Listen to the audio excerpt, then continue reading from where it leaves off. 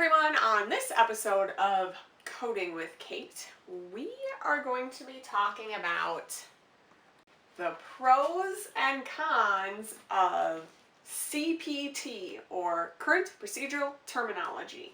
CPT is a procedural coding system that is used outside of inpatient hospital settings.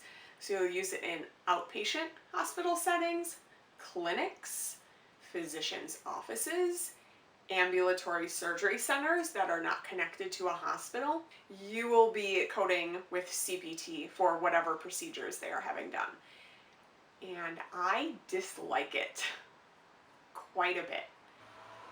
And I'm stuck on it because I just don't like it. So today we're going to work through the pros and cons of CPT. The pros.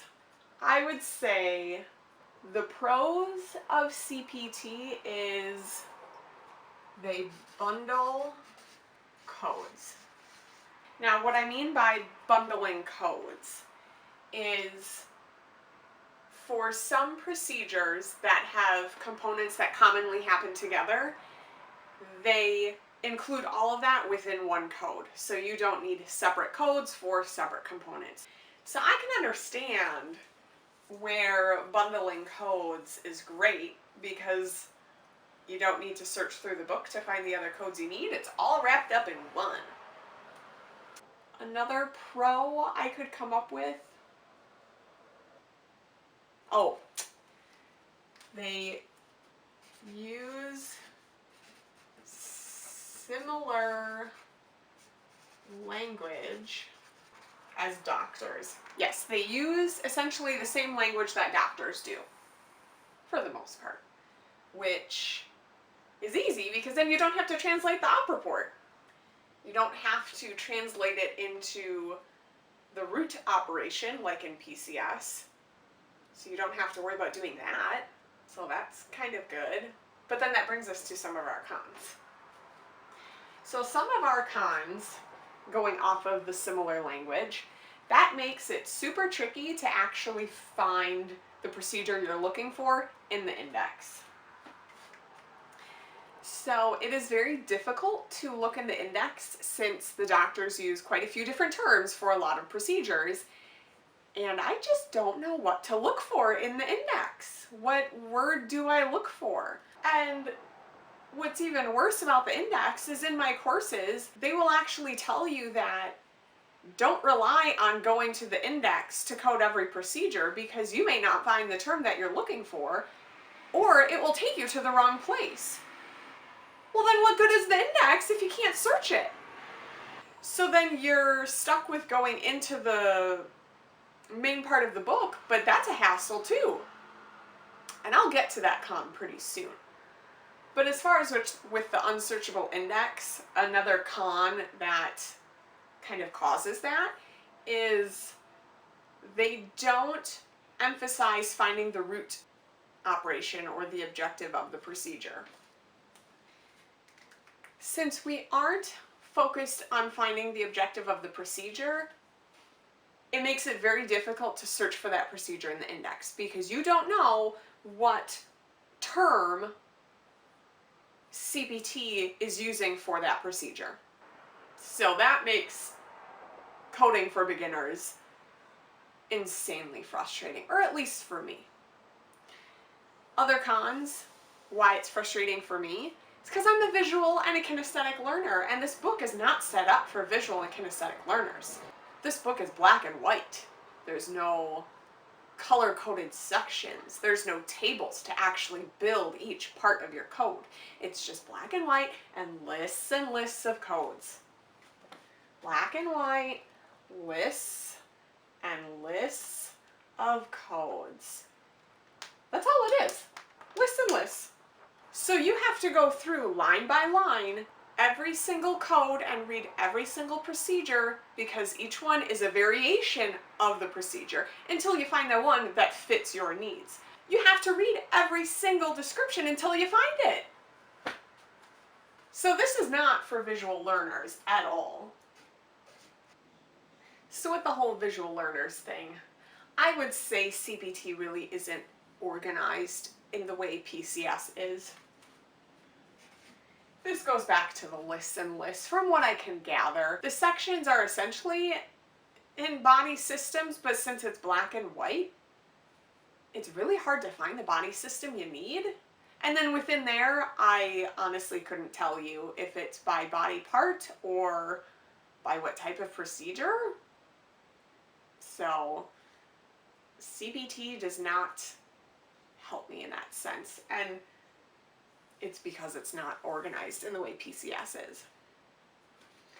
Some other cons. There's a ton of other sections that I just don't understand.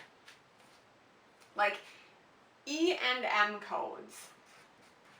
E and M codes stand for evaluation and management. E and M is basically talking about, is this a new or existing patient? What level of visual examination was done? Where they were seen, a physician's office, critical care center, nursing home, etc. And I think that's all that's covered in E&M, but it's very confusing to figure out the level of E&M codes. They gave us some tables to figure out what type of visual examination was done, how many body systems they looked at, what type of complaints were from the patient about whatever illness or whatever they were coming in for. And it's really confusing. I don't know. So E&M codes, the basis of them makes sense. It's actually applying them that's difficult. Then we have modifiers. So modifiers are 2-digit numeric or alphanumeric codes that are appended or added to the end of its corresponding main code. And these modifiers give more information about the procedure that was done, such as, was it a bilateral procedure? Was it on the left side, the right foot, the left foot? Were there multiple surgeons that were involved? Was the procedure terminated before anesthesia was given? I mean, there's tons of them, and you can't always use some of those modifiers with certain codes. And just knowing when to use them, I have no idea. So modifiers, I'm still trying to figure them out. I don't really get them. There's also other sections of the book that I just don't understand. Different CPT levels, and then HCPCS levels. So I think there's CPT level 1 codes, CPT level 2 codes, HCPCS level 1 codes, and HCPCS level 2 codes, and I don't remember what HCPCS stands for. The organization of CPT, or I should say HCPCS, is very confusing because from what I gather, HCPCS is like the umbrella term or the umbrella name for the coding system, and CPT, current procedural terminology, is just a subsection of HCPCS, I guess. I don't know. I think. There's a chart that we can look at, but I still don't really get it. And CPT level 1 codes, I'm pretty sure, are equivalent to the medical surgical section in PCS, I think. I don't remember what CPT level 2 codes are. I don't remember. And I don't remember what each of the HCPCS levels are. I think one of them has to do with like supplies. As in, did the doctor prescribe you to use a cast of sorts? Things like that. Or types of orthopedic shoes. I think that would be in one of the HCPCS level codes that talk about supplies. So the levels, very confusing. I don't understand them all, or when to use them, except for the level 1 codes that I know are the actual procedures. I get that. You have to use those because that tells you the procedure. The other ones, I have no idea. And I think that's it for cons for the most part. So as you can see, I struggle with CPT. There's quite a few cons on here. There's probably more cons that I just can't think about right now. And it is frustrating because it's the last coding system that I am learning about. Once I'm done with one more CPT course, I have a reimbursement course, and then my coding program is done. And then I just have to practice to get certified. But getting over the CPT hurdle is like pulling my hair out. It's a struggle.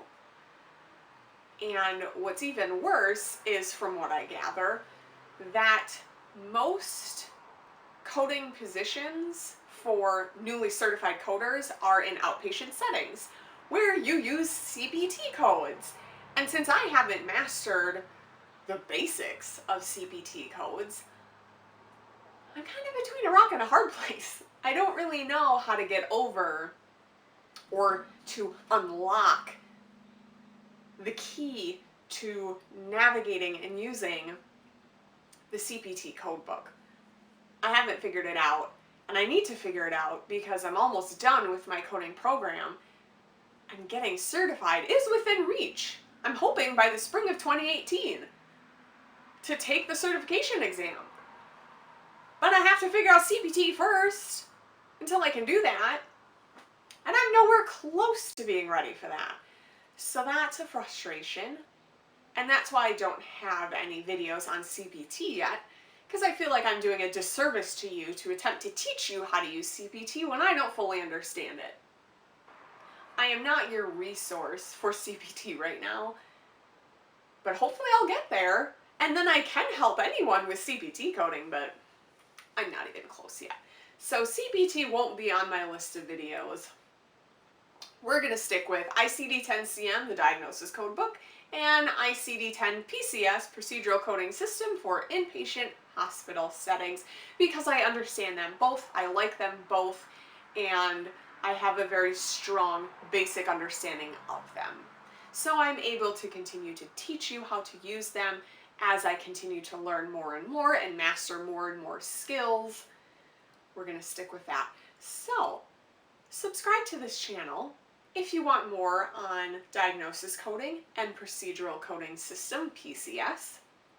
So you can always get updates on the videos that I have, which I don't have a real schedule, so they kind of pop up whenever I work on them.